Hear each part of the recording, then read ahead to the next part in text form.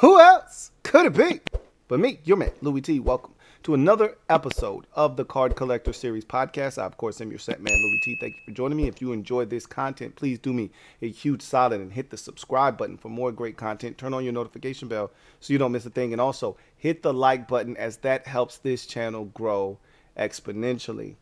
On these podcast episodes, we talk about topics that I feel like are very interesting, card related topics that interest me. Hopefully they interest you as well, and it will prompt you to leave a comment in the comment section of this and future videos here on the CCS podcast. And also at the end of these videos, we unbox a box of cards, or we rip open a pack. Normally it's a pack of cards. Today it will be a box. This is going to be a big episode because we're opening up a clearly authentic 2019 box of Topps MLB cards. And because the topic is going to be one that I feel like is a grandiose one, I think this box kind of fits the entire episode's theme. And so today, I want to talk about getting cards graded. So let me be as transparent as I possibly can be, and really as transparent as these cards that we're going to open today are. I've never had a card graded before. I've never sent a card off to be graded. Now, I have cards in my collection that are graded, but that's because I opened the box and inside there was a card that was graded. So I've never myself actually shipped off a card to be graded, waited for it to come back, only to find out that it's an 8.5 or 9 or 9.5, or wow, I got a 10 back. How do you feel about getting cards graded? I'm going to give you my initial reaction to having cards graded and kind of where my thought process is on that topic. However, there are other questions. This is such a multifaceted discussion because there's so many layers to this. So before we talk about how I feel about getting cards graded, where do you feel like getting cards graded is the best way to go about maximizing your collection? You know, for some, they don't want someone else putting essentially a value on a card that they've opened up. Because honestly, getting cards graded is at the discretion of the person that's looking at your card. It's really an eye of the beholder type of situation. You could look at a card, it looks centered to you, edges are good, everything looks clean. You ship it off, you think it's a 10, you get it back, it's a 9, and you're like, well, what the hell? Why is it a 9? Or it could be an 8.5, and you're like, that's bullshit. You know, I literally ripped it out of the pack. I didn't do anything wrong. I put it in a sleeve. I put it in a case. As soon as I got it out of the pack, like, how is this not a 10? And it's really just up to the person that's looking at this card, the person that's grading your card. It's really up to them as to whether this card is a 10, a 9, or 8, or whatever the case may be. It's really a very subjective process. So that in itself is disappointing because there's such a large gray area there. I'm a black and white type of guy, and there's nothing black and white about getting cards graded. That said, what are your philosophies on getting cards graded? I've watched so many different videos on people discussing cards being graded and how you shouldn't go to this company or that company. You need to stick with this company. So, you know, the big dog in the clubhouse right now is PSA. That's if you want your card to be presumed to be elite, then at the top of your slab it should say PSA. But I think Beckett is right there. You know, so BGS, I think those two are probably a cut above the rest in terms of quality and really name recognition. When you see a card that's graded, you see that PSA logo, you see that BGS logo, you just in your mind say, okay, that's legit. I don't think CGS is there quite yet. I think that is one of those, secondary options that if you're not looking to spend as much with the big dogs, you can go to CGS a little bit cheaper. Um, I don't know if that drags the value of the card down or not. Again, these are things that I'm not really privy to because I've never done it. And I haven't been in the game long enough. I haven't been back in the game long enough to be able to really say. So I don't. I still am kind of torn because some people have agendas when they tell you, "Hey, you should only go through PSA." Well, they're telling you that in part because they are an affiliate of PSA. So they have an agenda to push PSA, but you have to be careful with that. At the end of the day, I feel like if you want your card graded, it really shouldn't matter who does it, but it does. I remember once upon a time I was trying to go to law school, and when I was in high school and I talked about it, one of my teachers said, "Yeah, go to law school. Doesn't matter what school you go to, just go and graduate." And I get to college and I regurgitate that, and one of my professors stopped me dead in my tracks, and she said, What did you just say?" And I said, "Yeah, just go to law school and graduate, and it doesn't matter where you go." And she said, let me stop you right there.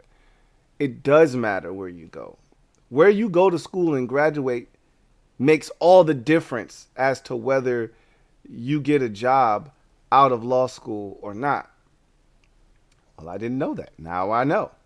Same thing with these cards. It shouldn't make a big difference where you get them graded, but in all actuality, it really does. I think there is a perception out there that if your card is PSA 10 or if it's BGS 10, it's a legit 10. If it's CGS 10, I don't know. I don't know about the legitimacy of that. But whatever the case may be, I myself feel like getting cards graded and it's not cheap. I think last time I checked, it's like $35 a card. That price might have went up because of the inflation and all of the influx of cards that have come in over the last year and a half due to the pandemic. I kind of feel like, some of those upper tier card grading services, BGS and PSA, I think they've probably gone up on their price since then. It's so expensive to get a card graded, and yet people are flooding them with these really asinine requests for cards being graded. I mean, they're not going to turn cards away. If you want to spend $35 on a card that's worth $20, knock yourself out. They're not going to turn your money away. But I feel like this: if you've got a card that's really you think is really worth something, and in order for you to maximize its value, you need to have it graded. Go for it. That's going to be the only situation that I myself get cards graded. I have a few cards in my collection that I feel like in order for me to maximize its value, I need to have them graded. But for the most part, a lot of the cards in my collection, they won't see the light of day in terms of me sending them off to be graded because it doesn't make sense to do it. I will say this. For those of you not looking to sell, I really don't think there's any real need to have your cards graded if you're not looking to sell them. And really, when I talk about selling cards, if you have a card that's worth big money, it needs to be graded if you're trying to sell it. Now, if you've got a bunch of cards that are worth, $2, $3, $4, $500, maybe even $1,000, and you're not sure what that grade is going to be when it comes back, it may be in your best interest to not get it graded just because you don't want the value of that card, drugged down by the fact that it came back in 8.5. So, there are different ways to go about getting cards graded, but I definitely have at least 5 or 6 cards in my collection right now that I'm definitely getting this graded. And when the time comes, I'll send them off. There's been this long turnaround for cards because of the influx that has come in. and there's such a big backlog. And some of these companies are starting to get out of that backlog now because they had to shut down their grading services for a while just to catch up to and really beef up, their workforce to try to handle the workload that was coming in. For me, grading cards is something that I'm somewhat nervous about. I'm not gonna lie to you. I mean, you get really excited. I can't speak for you. I get really excited when I pull a card that I've been hunting for a while, or I get lucky and I get a big hit in a pack, and you get all excited about the card, only to have someone tell you that, yeah, this card is cool, but it's not worth what you think it is. That's pretty depressing, honestly, just thinking about it. So it can be a scary process. I'm going to go through that process with some of the cards in my collection, but a lot of the cards in my collection, I won't even bother. Even if I'm planning on selling them, I'm not even going to bother getting them graded. I'm just going to sell them and see what happens. But in any event, what says you? You know, how do you feel about having cards graded? Do you have cards in your collection that you want to have graded? If you've been through the grading process, how does it go? I heard that there are people out there still waiting on their cards that they sent in 3, 4, 5, 6 months ago. That's a long time to be waiting on cards to be turned around and sent back to you. What was your process like if you have had cards graded already in the past? Pre-pandemic and post-pandemic, I'd like to know about both if you've experienced both of those situations. And what do you feel about these companies? Have you done, a CGS, grade before? Have you done Beckett or PSA? Is there a different experience? Do you feel better about one more so than the other? Love to hear about any of those if you've experienced any of those situations in terms of grading cards. So let's get to the unboxing of this Topps Clearly Authentic from 2019. And you know what this is. You know what I'm after. I'm after Vlad Guerrero Jr. I'm after Fernando Tatis Jr. Those are the rookies that year. Pete Alonso would be a consolation prize, but I'm after the big boys. But, if I get a Ronald Acuna Jr. or Shohei Ohtani out of this thing, I'm not going to be upset. I think whatever I get out of this, I'm going to be excited. So in this box, I'm going to have one encased card. So it's going to be in a case already. It's going to be sealed. It's going to be autographed. And it's going to be an acetate card. So really looking forward to seeing what is inside of this thing. I haven't hit a big baseball auto yet.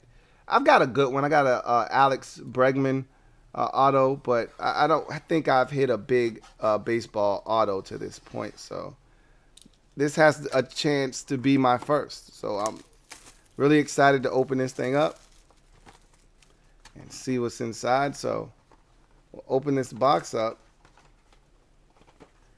and I'll open it so you guys can see. I don't know what's inside. Let's take a look at this thing and see what it is. It's a pitcher. Oh, shucks. So it's Touki Toussaint. And I'm a Braves fan. And it's a rookie card. I'm a Braves fan, but Touki Toussaint has been a bit of a disappointment. Now, he's had some really good starts of late. And he's seems like he's starting to get his act together, but he's been up and down throughout his career. But as a Braves fan, I'm rooting for Touki Toussaint, and I'm rooting for him even more so now because I have one of his autograph cards in my possession now. So that is the card that we pulled from this Topps Clearly Authentic, and that's a nice looking card. Hopefully we are able to pull. I have another one of these that we will unbox down the road on this podcast. Hopefully that will be a junior, one of the juniors. So we'll see what happens there. But I want to thank you guys for joining me here on the Card Collector Series podcast. Again, leave a comment down in the comment section regarding the topic we discussed today on the show. Also, leave a like if you enjoyed this content. And if you are new to the channel, please subscribe for more great content and turn on that notification bell so you don't miss a thing. So that's going to do it for me, your man Louie T. Get off the bench and kick it with me, your man Louie T. Remember, it's hunting season. It never ends, especially here on the Card Collector series. Until next time, I'm your man Louie T. saying God bless and good night. Louie T Network.